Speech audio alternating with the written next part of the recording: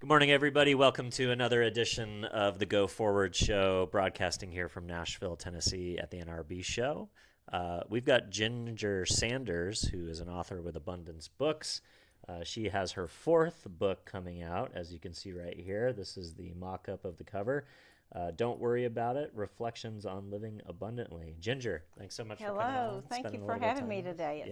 It's good to be here with you. Let's go. And to share a little bit about what the book is about. We live in a world where everybody has chaos going on. A lot of things going on in everybody's lives. And I based it on John 10:10, my favorite verse. I love it. And it says, I come to give you life. And then there's a comma.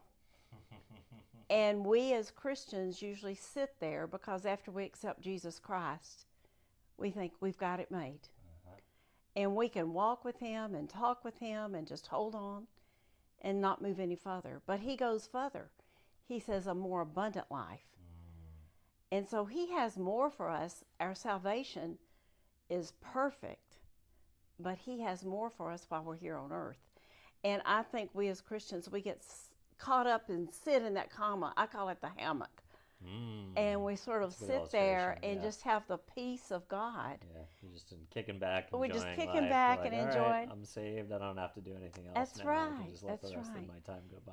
And I know oftentimes my husband and I have done things. We were with the Billy Graham Rapid Response Team. Wow. And we attended places for disaster relief with Samaritan's Purse and worked with places such as Sandy Hook and the Aurora Theater shootings. And we saw things that hurt and chaos was there. But you know, one thing we found out is God was there before us. Wow, I love that. And there was peace there. And my husband came up with saying, what you're sent here for may not be what you're sent here for.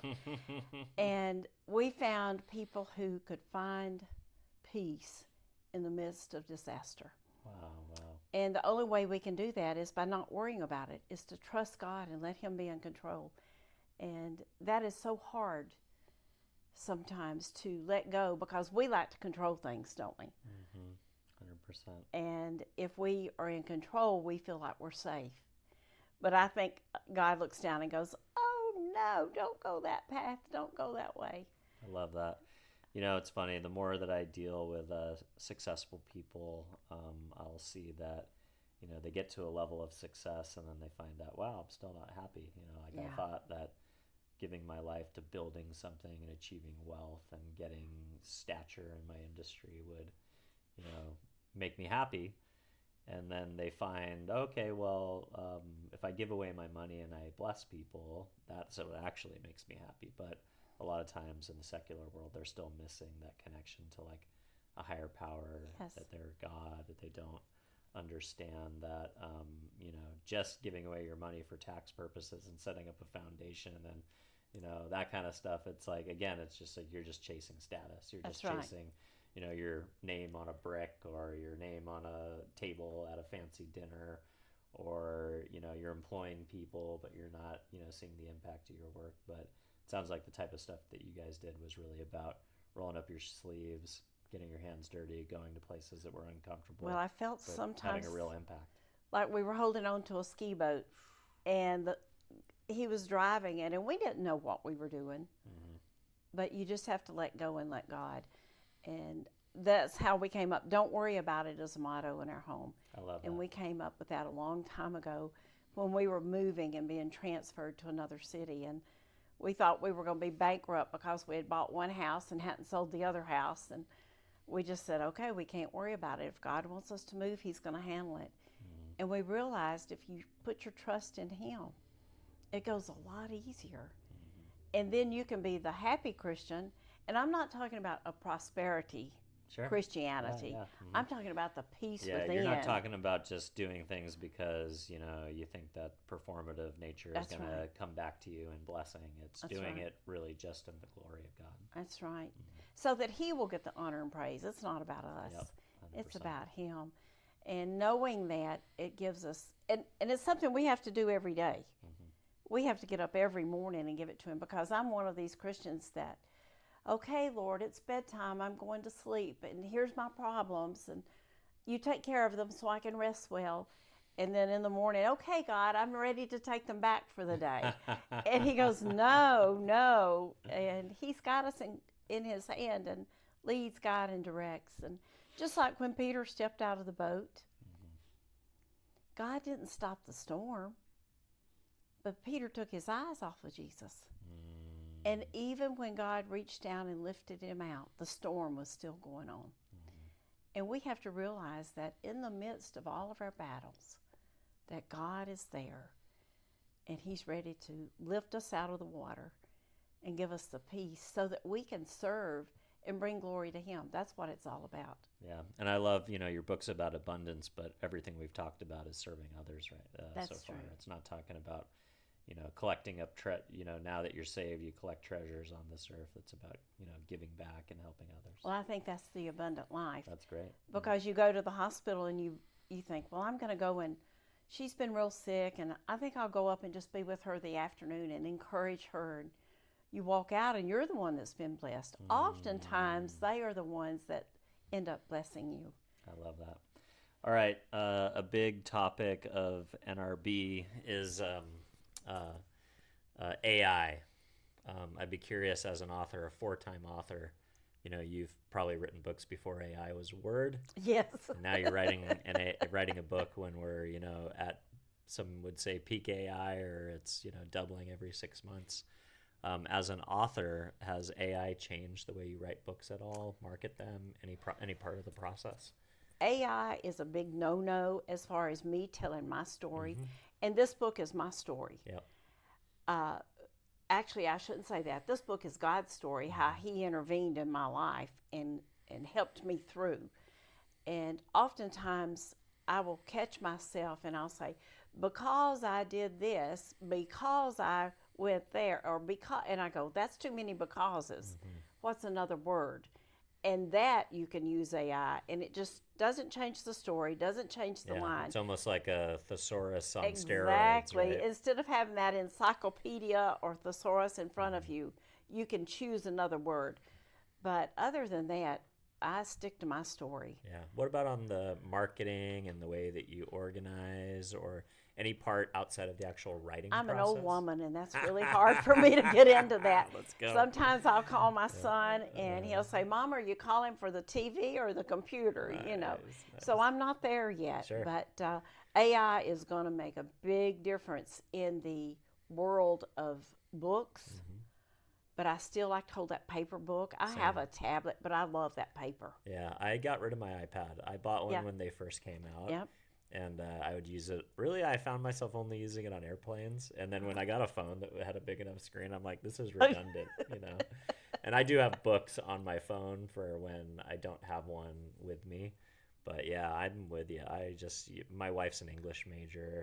She reads so many books, and I just, she does them all in paper. I don't think she has a Kindle or anything like that. Yeah.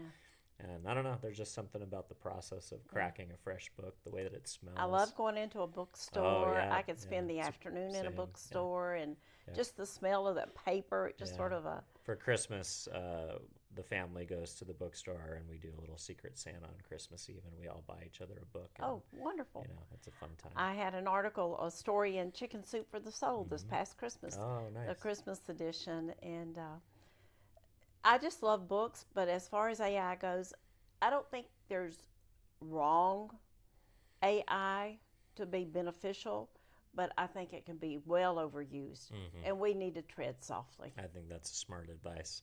For a lot of authors, a book is a starting point versus the end. Obviously, for you as a 4th-time author, that's true. But what about as a starting point for other forms of expression and creativity? Are any of your books seeds for movies, TV shows, lecture series, podcasts, other forms of mass media? But don't worry about it. It can be used as a discussion or a study guide, a devotional, because I do have at the back of the book discussion guides for each chapter to help people think about what they've read or to relate scripture to it. And my children's book, Fireflies, is a children's book explaining death to a child in a hopeful way. Wow. So it's very colorful, and it has a twist onto death. so that children can grasp what the meaning of death is, that it's not the end, and gives them hope. Yeah, I've been reading a comprehensive volume by Jim Garland, I think is the name of the author. It's all near-death experiences from the Christian point of view. Probably read 50 stories of it, and it's been so enriching in my faith. Yes. To be like these moments where angels showed up at accidents, in the middle of nowhere, guys in black suits, or not black suits, but look kind of like rock and rollers. Yeah. Like, where'd this guy come out of the wood and save me from the wreckage of this car? To things that they saw and brought back that they couldn't have known. Right. To miraculous healings. Like, the evidence that was presented in this book was just such like I don't fear death at all anymore. Well, don't worry about it. It has 3 angel stories in it cool. that I have personally encountered. That's amazing. And one of them was a car wreck. Wow. And my niece, who was about 5 years old at the time, was in the car, and we were hit by a train. The trucks were in front of us, the garbage truck, the railroad truck, and as I moved over slowly to pass, the train, they did not have crossing gates, and the train came, and they didn't have a flagman. But thank goodness I was going slow because I was going around those vehicles. The train hit us. I went through the windshield, came back through, and she went down into the floor. It was before seatbelts. Yep. I shoved her down. And as I looked around, there was a lady sitting in the seat of my car holding her. And my niece was saying, I want my mommy, I want my mommy. And this lady, I never will forget, she had on a blue dress with little white flowers. And she was huddling over my niece, holding her in her lap, cuddling her. And I did not hear the lady speak at all, but I could just see, and then everybody was running to us.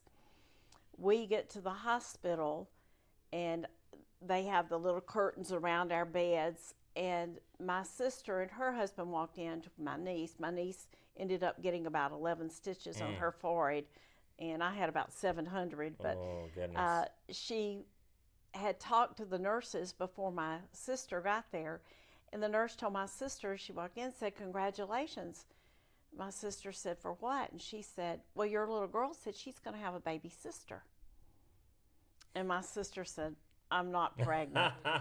And this was before ultrasounds or anything. All that stuff, And the wreck happened on May the 19th. That following February, the 20th, exactly 9 months later, my sister gave birth to a baby girl. Oh, my goodness. That's what a wild story. About 3 months later, after my sister found out she had or was pregnant, and I had gotten out of the hospital, we go in search of that lady. And her name, her presence was not even documented on the police report. But I saw her. My niece remembered her, and she said the lady whispered in her ear that she said, don't worry, honey, you're okay. You're going to have a baby sister. Be happy. And the lady took care of her. That's amazing. But that was on May the 19th, and February 20th, she had a baby sister born. Well, we got to get you in touch with Jim Garofalo and get your story into his next edition, because that's a pretty powerful story too. So, well, Ginger, thanks so much for spending a little bit of time with us. Congratulations on the new book. We'll be excited to hear more about it when it comes out, and enjoy the rest of your NRB. Great. Thank you for having me. Cheers. I appreciate it. You Thank got you. it. Bye-bye.